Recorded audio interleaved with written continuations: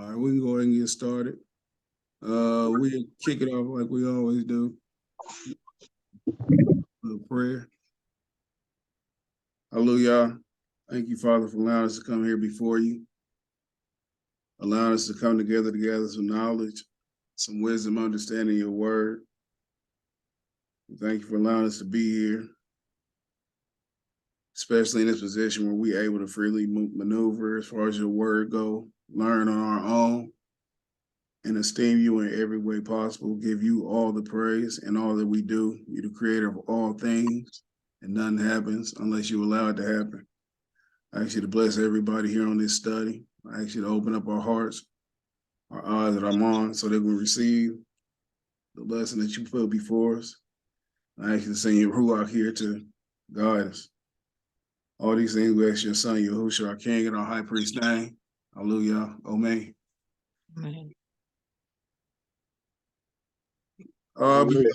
Before we get started, anybody want to say anything that they're grateful for, thankful for, anything like that? Thankful for another scripture study. Definitely been missing it. Thankful that the Most High brought us through another work week. Thankful for another beautiful day. And thankful for y'all. Hallelujah. I'm thankful for everybody here. Thankful that the Most High gives us a chance to be here to potentially search out His Word, gain some understanding, and to hopefully always apply where He see fit, as opposed to ourselves. Thankful to be alive. Anybody remember where we stopped off last week or 2 weeks ago? First off, y'all been doing good though? Yeah. For the most part. Yes, sir. Pretty good. Dragging along, living life. What's some of the things that's been noteworthy in the news as far as y'all concerned, or some of the things that y'all done seen? Anything been standing out lately? I see a lot of talk about the Nashville shooting and the 2 guys that they fired, but I didn't really get the knowledge of it all. Just been hearing about it. You talking about the knowledge of the shooting? No, what the guys that they fired, I don't know anything about that. What guys got fired? Just heard talk of it. I think there were 2 black men that got fired, senators or something, councilmen. I don't know who they were. Anybody else? Anything that probably might tie in with some prophecy, some things that's going on? Yeah, I was seeing something about China, North Korea, Russia is in South Africa trying to get their own currency. Have you heard that? Oh yeah, I heard about the currency too. It's funny that you said that because that's exactly where I was going to. Yeah. About some of the things that's going on, and particularly things that align with the scriptures and some of the prophecy that's coming up. We see the financial unrest that's going on. I don't know if y'all been paying attention, but it's inflation. They keep talking about depressions or like different things that affect day-to-day living. What they talking about with Russia, China, and these other countries, these other what we would consider major powers, what they doing, they starting to go to a currency that's different from the dollar. And they're not, like right now, the dollar is the worldwide currency. You go anywhere, you spend $1. That's how it's been ever since we all was here. We all was young. It was always the dominant currency on earth. What's happening now is we witnessing the fall of the Babylonian system. We know that all kingdoms fall from within.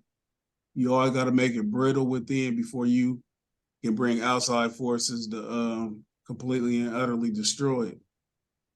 This is how every kingdom that's had Yahuwah's people in their possession or as their possession has done. They had their little reign at top where they dominated, and then they was just wiped out. There's been like every single captivity our people been in, they end up getting demolished. Single one, it never fails, and this is about to be the latest one. We remember some of the things we read in Revelation, where remember one of the key things that stand out is the Most High telling us to come out of Babylon. And we talk about that when he says come out of Babylon, he's not necessarily talking about just pack your bags and leave, because Babylon engrosses the whole planet. It's a whole system, so you can't escape it. But when he's saying come out, he's saying spiritually come out of her. And that means to detach yourself from the system and everything that the system holds dear, and to make sure that you latch on to the Most High as opposed to this system, because when this system collapses, we won't collapse with it. Like, we have a lifesaver, we have a lifeboat, we have a way out. When we detach from this system, meaning the things that they hold near and dear, the things that they consider important, one of their days is tomorrow, Easter Sunday, a day to venerate fertility deities. When we hear, we're not affected by those things. We don't give those things powers. We don't hold it in high esteem. We hold Yahuwah's feast days in high esteem as opposed to this world. But the people who attach to this world system, they're going to be affected differently than Yahuwah's people are when the shoe drops, so to speak. It's about to be a financial crisis. They have had depressions, or what do they call it? Not a depression, but a what? A recession. Recession. There's been several of those. What has never happened in our lifetime was a currency crashing. It's they was down in they out here. It was, I can't remember which country it is in Africa, but he was advising his people to get rid of your dollars. We move it to a different currency. Dollars won't have any more value here. The dollar's been devalued because of inflation here in the United States. Nobody wants to pay that inflation. The coupon isn't worth as much as it was even a year ago. So what they doing, they going to their own currency and they're gonna trade in that, so it makes the dollar even more obsolete.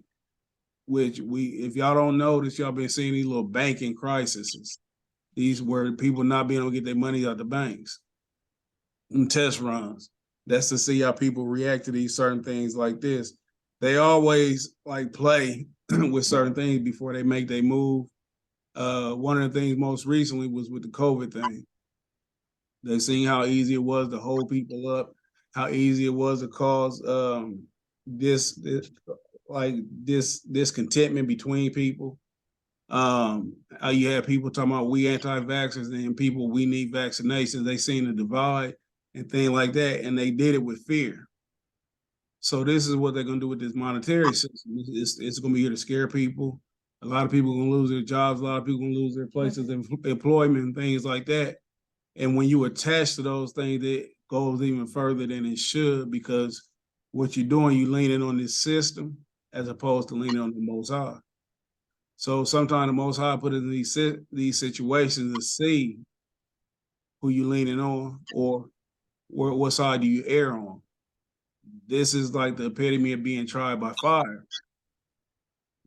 Being that if we choose to follow Yahuwah and his ways, his covenant, and attach ourselves to him, flee Babylon, and then run straight into the arms of somebody who actually loves us, he'll give us a Goshen. And if anybody's familiar with it, first off, is anybody familiar with Goshen? What I mean when I say that? I am kind of trying to see what the region it's in. Goshen. Ooh. Yeah, that's fine. And it's crazy because we around that time of Passover. Some of our people celebrated earlier this week. Some people gonna celebrate it this weekend. Yahuwah willing, we'll celebrate it next weekend. We need to have a conversation about that. But Goshen was the particular place in Egypt that our ancestors was dwelling in. Like that was their region. So when the plagues and the curses was hitting different parts of Egypt, or our people was at in Goshen, they wasn't affected. So what we want to do, we want to seek out our Goshen here in this captivity. And that's going to be attached to Yahuwah. When we attach to him, we want to encumber some of the things or the things that everybody else gonna go through. They had an invitation, they had an invite to repent, turn away from their transgression, and then come back into the fold, like the lost sheep that we are and were. So that's what we have to be aware that we can't be afraid of the things that they scared of. They're gonna have a different kind of fear because they don't have the same power that we have. What we are attached to is greater than this world, and what he sent it not meant for us. So this is where our perseverance comes in, and our ability to endure. We endure to the end. That's when we get saved. So it's something to keep an eye out on is the banks and the currency situations. We probably won't fully understand what's going on, but it's something worth paying attention to because it's very indicative of what's going to come. And it just goes into the prophecy where the Most High, he told Yochanan or John in the prophecy in Revelation about we all familiar about the one world system they're proposing, where they talk about the one world currency, where you won't be able to buy and sell without what they call a mark. Right. And we all familiar with cryptocurrency, right? Right. The emergence of cryptocurrency. That's what it's going to go to. It's easy to track cryptocurrency as opposed to cash or even Cash App. They want to go to a universal coin so you can dictate everything from healthcare, from food, from everything. They want to control every single thing because a person who controls everything, you depend on them. If somebody control every single thing in your life, you depend on them. They become your power, your God, so to speak. The same way we lean on Yahuwah, that's how the system want us to lean on them. So that's how come it's important to detach from a wretched system that's marked for destruction. So just be looking out for those things right there. We got some scripture to read. Last week we stopped. Well, a couple weeks ago, we stopped at Mark 9. But before we go to Mark 9, we're gonna go somewhere we all, if we grew up in church, which most of us did. It's a passage I want to go to, and y'all are familiar with it. It's Corinthians 1:13. Everybody hip to that, right? I'm going to it. What y'all say? I said I'm headed there. Okay. Just then when y'all get there, just let me know that y'all there, and we can proceed. I'm there. I'm there. 1 Corinthians 13:1. The whole chapter. First chapter, man. No, 1 Corinthians 13 chapter. Sorry. Oh.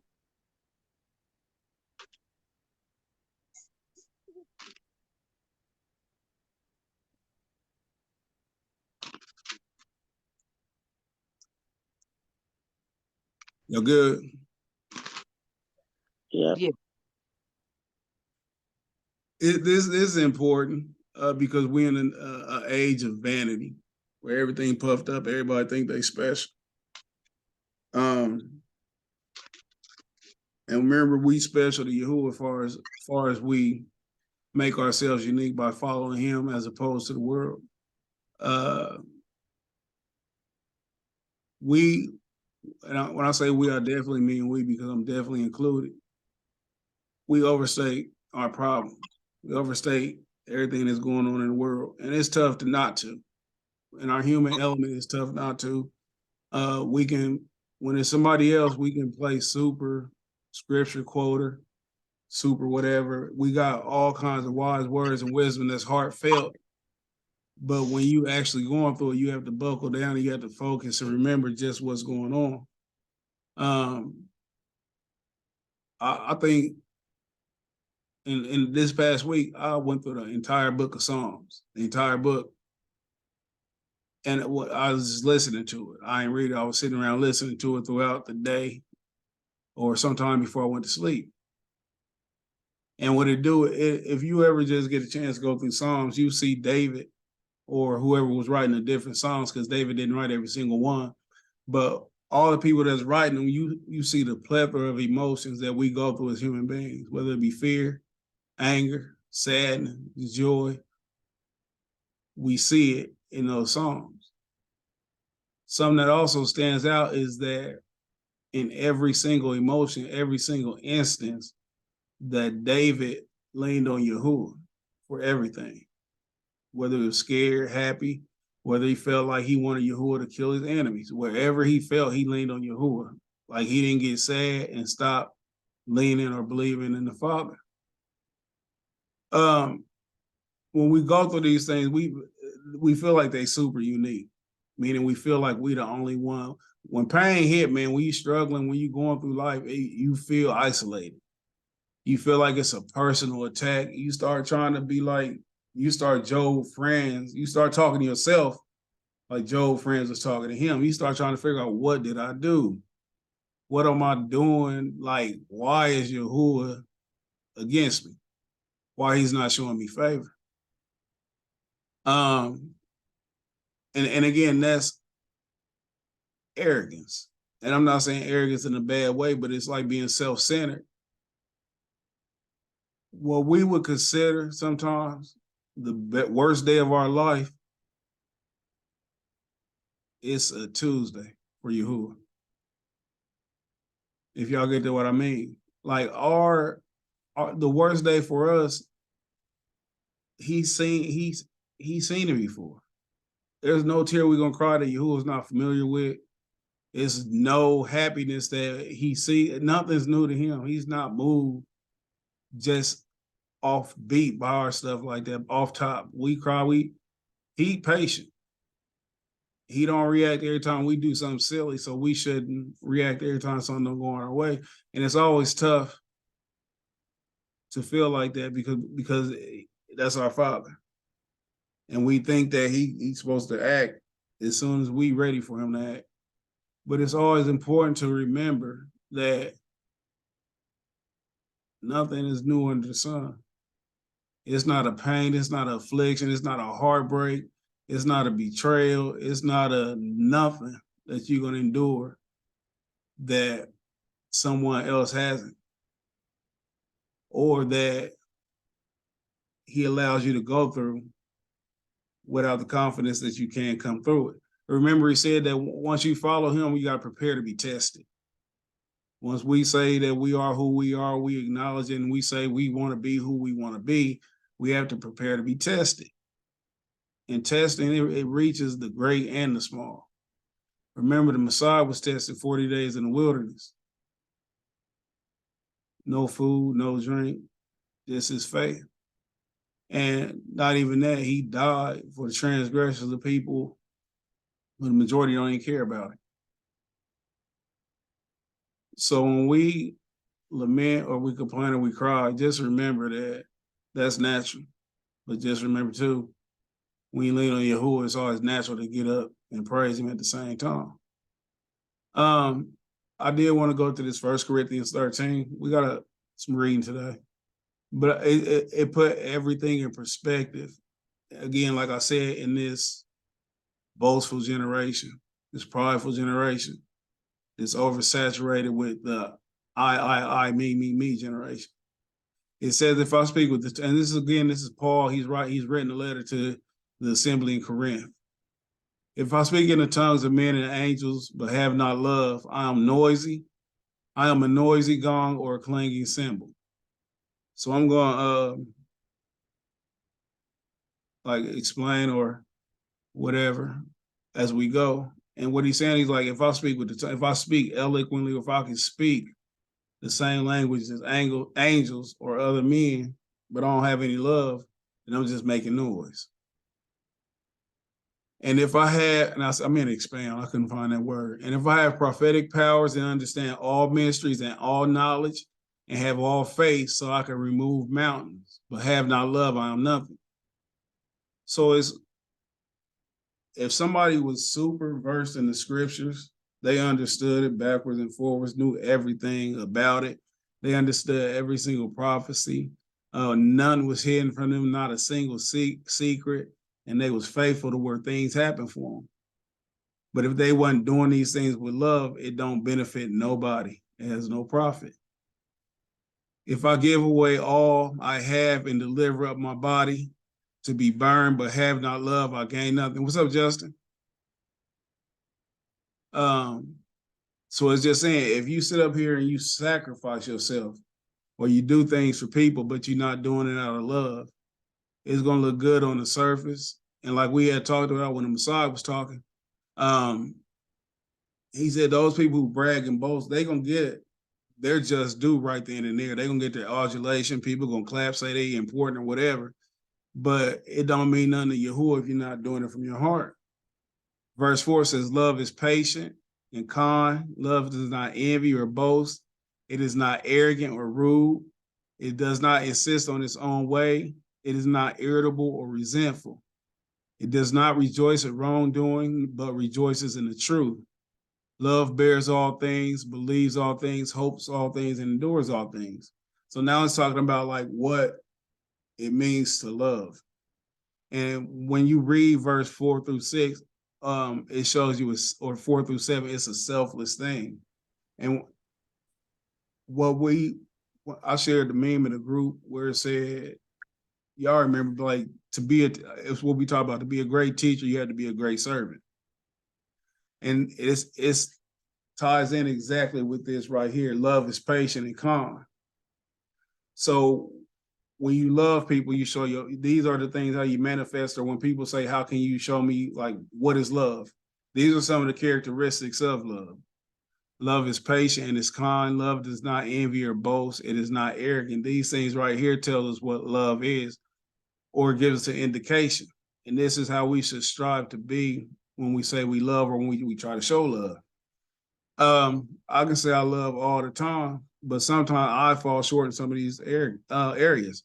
Sometimes my love isn't patient. Sometimes it's rude.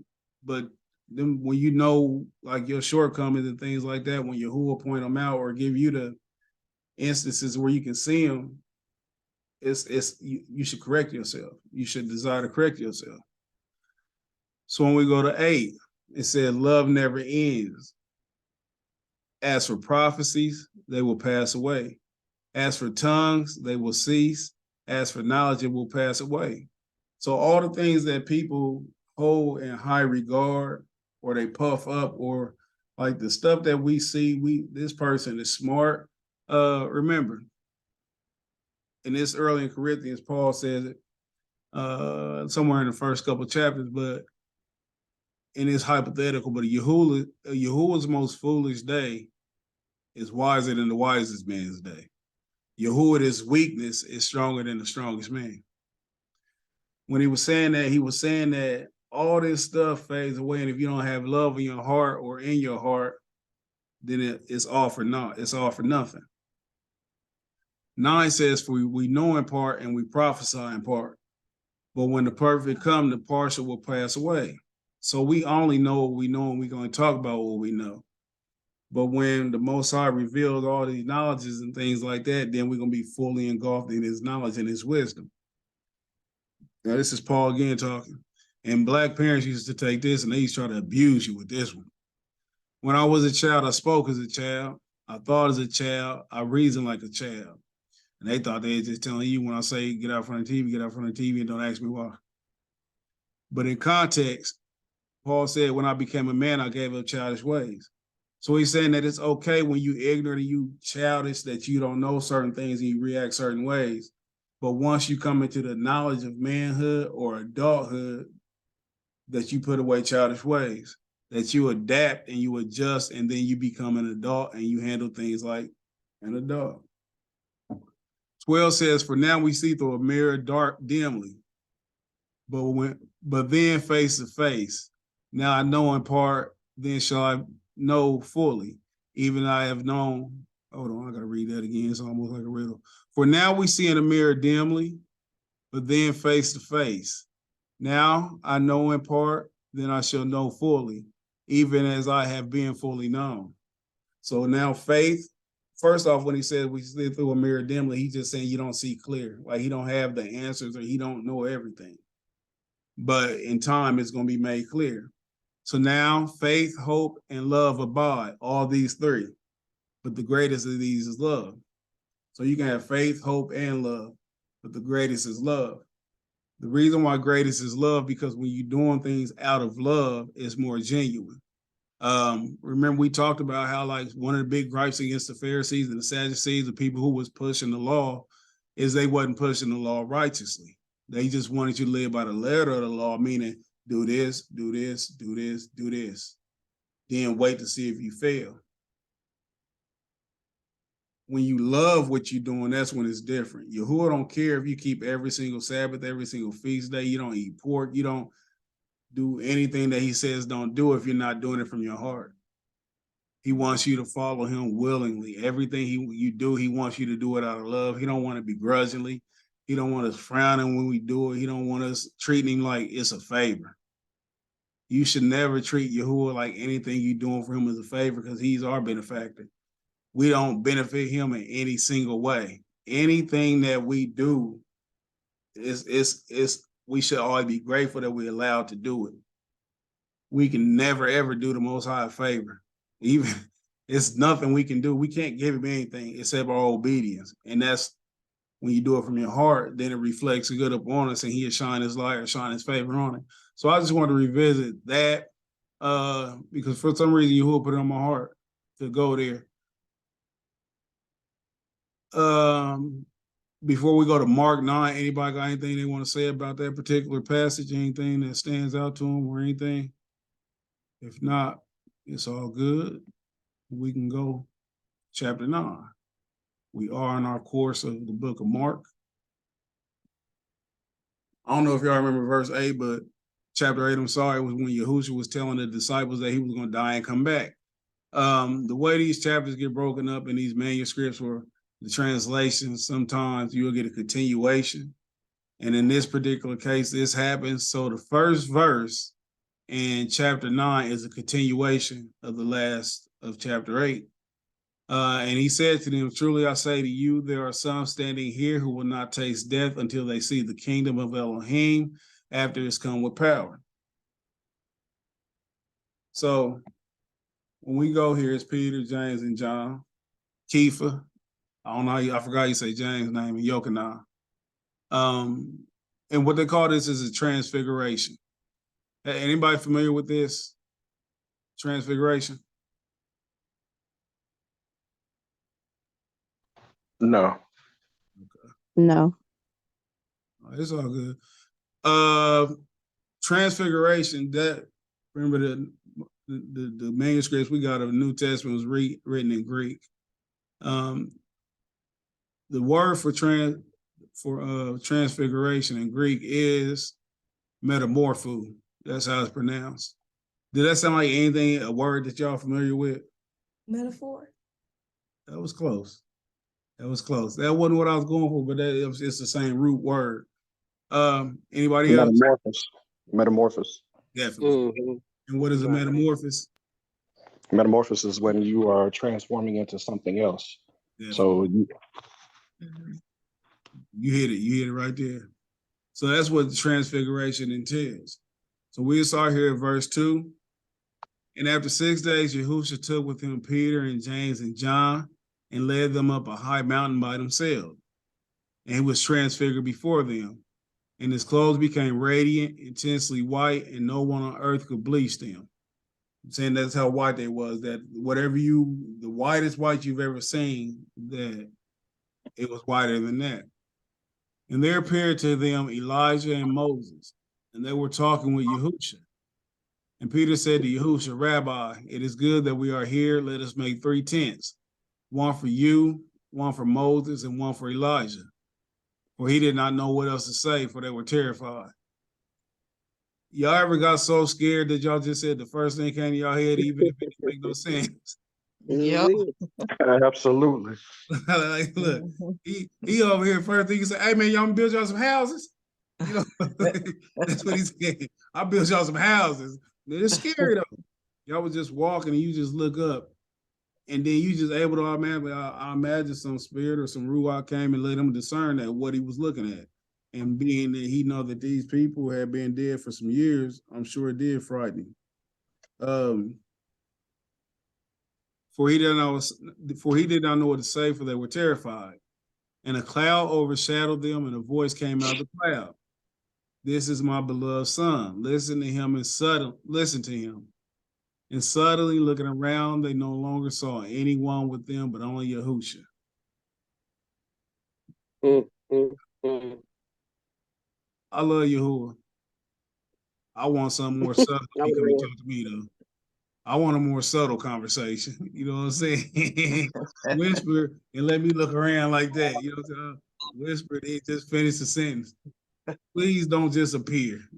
Don't just appear. I look back, you sitting on the couch, saying, son, I need you to do something. I'll be like, you want to build you a tent? Might react like Peter. Verse 9 says that as they were coming down the mountain, he charged them to tell no one what they had seen until the Son of Man had risen from the dead. So it was important for them not to tell anyone about this until he had risen from the dead. And remember, what day did he rise? Was it Easter Sunday? No, No. that was Saturday. That was a quick test. Quick test. Verse 10 says, so they kept the matter to themselves, questioning what this rising from the dead might mean. And they asked him, why do the scribes say that Elijah must come? Anybody know where that comes from?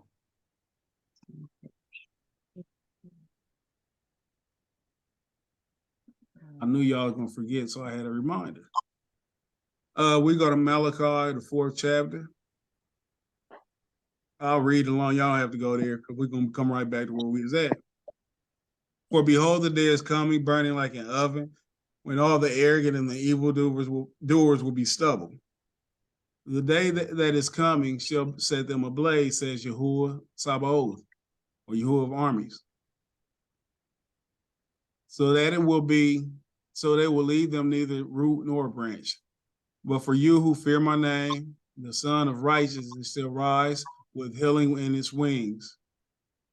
You shall go out leaping like calves from the stall, and you shall tread down the wicked.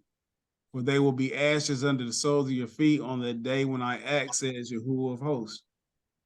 Does that sound like a war decree? When it says he didn't say I'm gonna do it. He said that you gonna tread them down. You're gonna tread down the wicked. For they're gonna be ashes under the soles of your feet. Keep that in mind. Remember the law of my servant Moses, the statutes and the rules that I commanded him at Horeb for all Israel. Behold, I will send Elijah the prophet before the great and awesome day of Yahuwah comes. And he will turn the hearts of fathers to their children and the hearts of children to their fathers, lest I come and strike the land with a decree of utter destruction. So when the disciples ask about Elijah coming first, this is what they was talking about. We got some further explaining to do. And he said to them, Elijah does come first to restore all things. And how is it written of the Son of Man that he should suffer many things and be treated with contempt? But I tell you that Elijah has come, and they did to him what they pleased, as it was written. Anybody know who he's talking about when he said Elijah has come? I remember. Was it himself? No, he Yahusha. He said he's gonna come before the Son of Man. Before the Son of Man. Who came in the wilderness talk about Yahusha coming? The adversary? He said, I baptize you with water, but he baptized you with fire. John the Baptist. Yeah, Brenda. We ain't gonna get no prizes if you answer first. Just sit down and think about it. All right. But no, also that's John. But this is the thing right here. Anybody here when Yahuwah speaks on once, it happened twice, like a dual prophecy? Like a prophecy can happen twice. one of the things is the captivity we went in. We went in different captivities, but he said we're gonna go into captivity, but it was perpetual. Yochanan did come, but he came in the spirit of Elijah. That's what it meant when in this particular instance when he foreshadowed the arrival of the Messiah. Remember in Revelation when it's the two witnesses that come and they doing the miracles and things, they end up getting killed. Mhm. Moses. That being they based on the transfiguration because these are the two. That could be it. I always say Elijah and Enoch. That's just my postulation. I don't know absolutely for sure, but I'm positive that Elijah is one of them. Because when Elijah comes at this time, it's gonna proceed when Yahushua's come back with that blood in his eye, with that war in his heart. And he's gonna come back right before then. He talked about how he's gonna get mistreated. I say dual prophecy because remember John got killed, got his head cut off. Elijah not gonna get killed, or who I think is Elijah, part of the two witnesses, they're gonna get killed and left in the street, and people gonna celebrate. And when he came to the disciples, they saw a great crowd around them, and the scribes arguing with them. And immediately all the crowd, when they saw him, were amazed and ran up to him and greeted him. Now they run up to him like this, they happy to see him. Can you imagine how the detractors just keep getting more angry and angry when they see these things? Something about love to make people hate you. And it's crazy when it's righteous. And he asked them, what are you arguing about? And some of the crowd answered him, teacher, I brought my son to you for he has a spirit that makes him mute. Anybody know what mute means? Okay. Death. Can't talk. Yeah. I just said that because I know Desi probably ain't know. She ain't old like us. They don't call people mutes. Right. Verse 18 says, and whenever it seizes him, it throws him down and he foams and he grinds his teeth and becomes rigid. What that sound like to y'all? Like a seizure. That's exactly what it sounded like to me too. Mhm. So this particular spirit was making them have seizures. So I asked your disciples to cast it out, and they were not able. And he answered them, O faithless generation, how long am I to be with you? How long am I to bear with you? Bring them to me. So he disappointed they couldn't do it, because they should be able to do it just by proxy of having their faith in him and seeing him do it. So he was upset about it a little bit.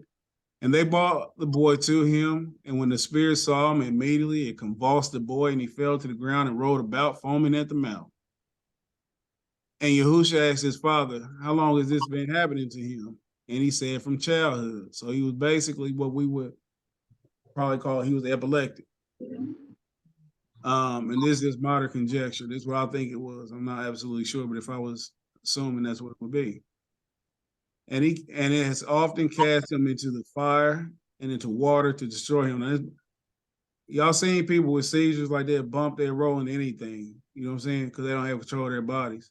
So they hit their head on something or whatever. In this particular case, they mentioned fire and water, and they just saw it like it's trying to kill him. But if you can do anything, have compassion on us and help us. And Yusha said to him, if you can, he like, if you can, he said, all things are possible for one who believes. Immediately, the father and the child cried out and said, I believe, help my unbelief. Listen, that's something that we all can focus on right there. When things going hard, and this is how I pray, I'll tell you, I have zero faith in myself, but I have all faith in you. Like, I know I can't do nothing, but I know you can do everything. And that's in line with what they were saying right here, help my unbelief. If I have anything in me that seems like I don't believe in you, please help strengthen that. And when Yahusha saw the crowd came around, he rebuked the unclean spirit, saying to it, you mute and deaf spirit, I command you to come out of him and never enter him again. And after crying out and convulsing him terribly, it came out and the boy was like a corpse. So that most of them said he's dead. They thought the boy was dead because he just went limp. But Yahusha took him by his hand and lifted him up, and he arose. And when he entered into the house, his disciples asked him privately, why could we not cast it out? And he said to them, this kind cannot be driven out by anything but prayer. I don't know the fullness of that, but it must be some sort of demons that can be driven out by fasting or other methods, but that particular demon can only be driven out by prayer. They went out from there and passed through Galilee, and he did not want anyone to know, for he was teaching the disciples, saying, the Son of Man is going to be delivered into the hands of men, and they will kill him. And when he is killed, after 3 days, he will rise. But they did not understand the saying and were afraid to ask. I'm going to tell y'all something that's crazy, that we studying this during this pagan holiday, Easter. It's just weird how this lined up, ain't it? And we talk about the death, burial, and resurrection of the Messiah in conjunction with their day. But the show must go on. Can y'all imagine, like, y'all walking with the teacher, y'all seeing him, he doing all kinds of miracles, he raising people from the dead, he removing demons, he feeding 5,000 people. How would y'all feel if he just told y'all, I'm gonna get killed, but I'm gonna get up in 3 days? Could y'all digest that? Would that be something that y'all think y'all could readily just digest or accept? No. Absolutely not. Mm-mm.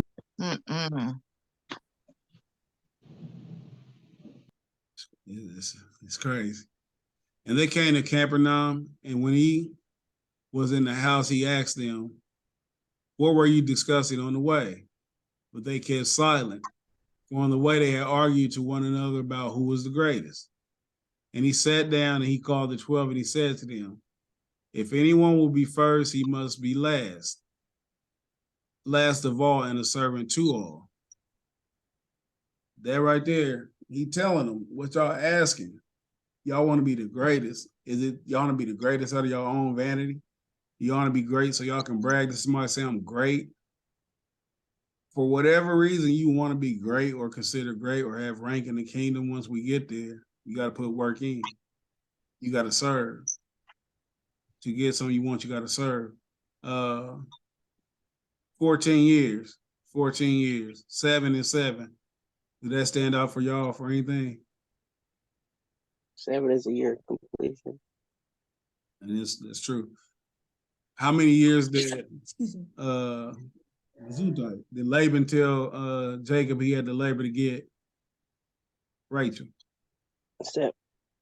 Then he got tricked and he had to do how many more years to get her? 7. He had to wait. So during those 7 years, he had to work. He had to be a servant, didn't he?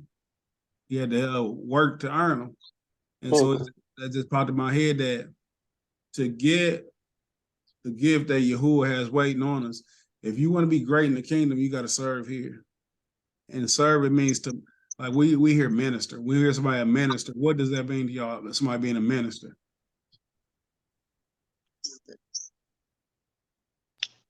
Teaching the Most High's word. And it's not a wrong answer when you say teaching. What exactly do you mean? When I'm talking about like when you hear somebody say I'm a minister now, what does it well, now it just a preacher is someone who's over a church and a congregation. Definitely. And when you know the word minister, to minister somebody, it means to help them, to increase them, to make sure they're strong, to make up for their weaknesses. Y'all remember hearing somebody say administer ointment to a wound or something like that? Mm-hmm. It means to like help, to edify, to help grow. So that's what it means to serve. When you serve somebody, we talk about the hierarchy in the church of the Christianity system where it's like I'm the pastor, I'm the top dog. Everybody acquiesce or bow to me. But he should be washing feet.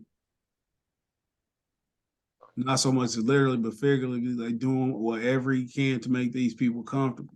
Usually when you're in that position of leadership, you know just a little bit more than they do. You have a little bit more insight, so you should be like a spiritual father, not like the Pope, but somebody spiritual, a big brother, a spiritual older sister, where you administer to them, or you minister to them and you help them grow, function, and deal with this system as best they can by the ways of the Most High. So that's what he's telling them. If you're gonna be first, you got to be last, because you got to serve. That's what the Most High. He don't care about the hardiness or somebody who think they done did something special or look good in front of people. He wants somebody who genuinely want to help somebody else out. Remember, we was talking about Sodom and Gomorrah, how their biggest sin was their lack of desire to help people, as opposed to the desire to hurt and kill. Verse 36 says, and he took a child and put him in the midst of them, saying, and taking him in his arms, he said to them, whoever receives one such a child in my name receives me, and whoever receives me receives not me, but him that sent me. So what he was saying was, this is an innocent child, somebody who don't know much. If you receive him, you're receiving me. And if you receive me, you receive who sent me, because I'm not doing this in my own volition. So when we go out and we talk to people, we have to keep in mind that they not rejecting or accepting us. They rejecting or accepting the Most High who sends them. He concludes with, whoever causes one of these little ones who believes in me to sin, it would be better for him if a great millstone were hung around his neck and he were thrown into the sea. Now, using a child as an example of somebody who innocent, somebody who don't know better. So in our context, if we purposely lead somebody to sin or lead them away from the Most High, we will be better off being condemned with just tying a brick around our neck, putting a chain on there, and just jumping into the river, just going and getting it over with. Because what's coming when we get judged is going to be super heavy for misleading people. So when these people be out here heavy in this religion and they telling people it don't matter about your nation, it don't matter if you keep the law, statutes, and commandments, they condemning themselves because they misleading his children, and he won't treat that lightly. And if your hand causes you to sin, cut it off. It is better to enter life crippled, for you to enter life crippled, than with two hands and go to the grave or Sheol, hell. Anybody know what that means when it's if your hand causes you to sin, cut it off? Anybody handless out here? I got mine, but it's not to say I haven't ever seen. Y'all got your hands? Let me see them nubs, let me see them stubs. Anybody know what that means though? Well, explain it. And matter of fact, and if your foot causes you to sin, cut it off. It's better to enter life lame than with 2 feet to be thrown into hell. And if your eye causes you to sin, tear it out. It's better to enter the kingdom of Elohim with 1 eye than with 2 hands and be thrown in hell, where their worms do not die and the fire is not quenched. For everyone will be salted with fire. Salt is good, but if the salt has lost its saltiness, how will you make it salty again? Have salt in yourselves and be peace with one another. So just matter of fact, let me make sure that this isn't a continuation like 8 was. Okay. So right here, he telling them it's better to cut if your hand causes you to sin, let's replace hand with if your friend.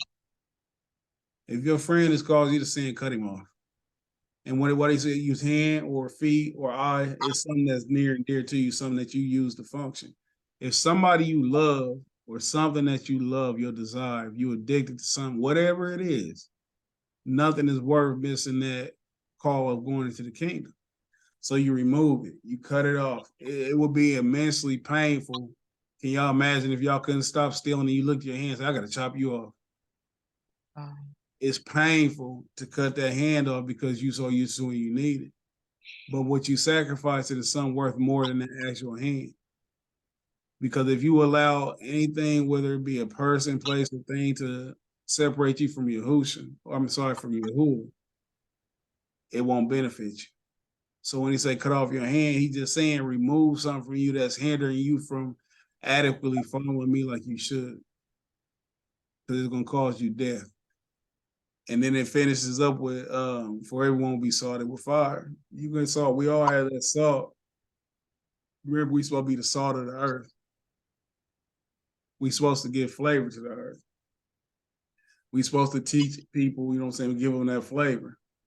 But if we lose our saltiness, or we lose our way, or we lose our shine, so to speak, if you go in there and you get some salt and you pour it on your food and it just don't taste like nothing, the first thing you're gonna think was, man, have I turned white? I'm just playing. The first thing you're gonna think is like, what happened? Like, what? The salt is useless now. It has no value. So if we don't walk in our purpose and we not out here adding salt or flavor to the earth, we ain't got no purpose, and we can't get salty again. He said, have salt in yourself and be peace with one another. So be the light that we supposed to be representing Yahusha, who's representing his father, and then be at peace with each other. That don't even seem tough. That's not even a heavy request right there. But that's just what he's telling us to do. And this is all in regard to the temptation to transgress. Whatever causes you to transgress, you have to cut that out your life. Anybody got any questions or anything we went over? No, I was just gonna add that salt is a preservative too. Like preserve what you learn, preserve what you know, that you help whatever you do. Salt preserves it. You sure do. You sure do. And that's something good to point out too. That's something good.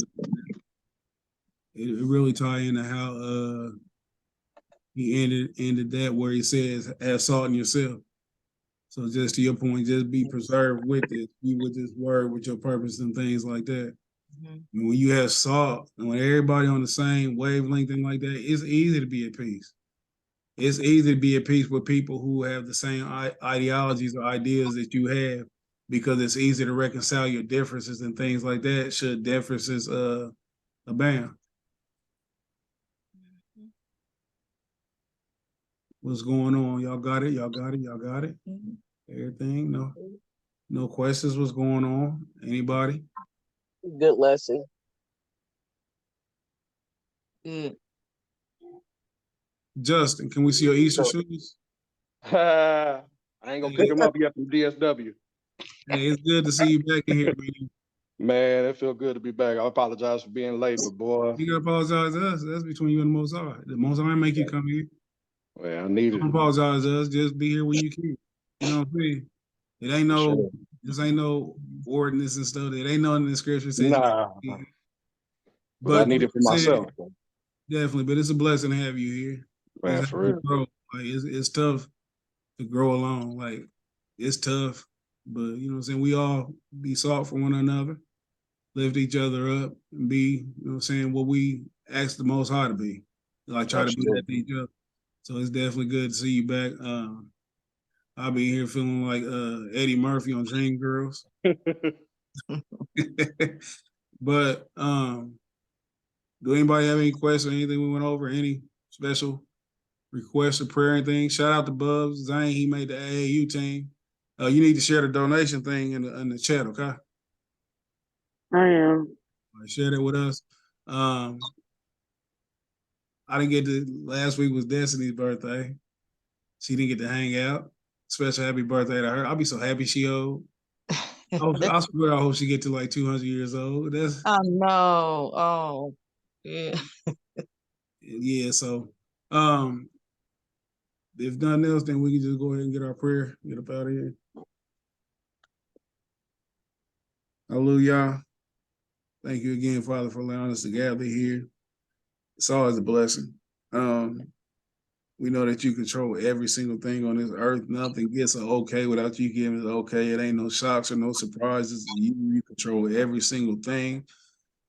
You the author of good and evil, and nothing compares to you. There's no deity on this earth that is remarkable as you. You one who makes the sun get up and you make the sun set.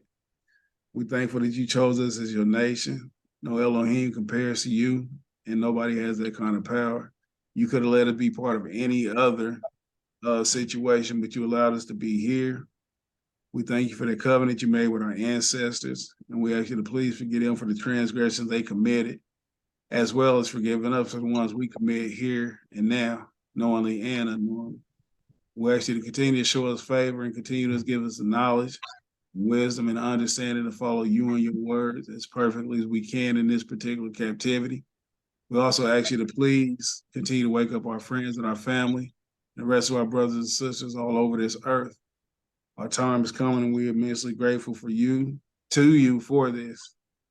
We ask you to also to just keep us as the apple of your eye as we navigate through this system for the rest of this day, week, time, or whatever.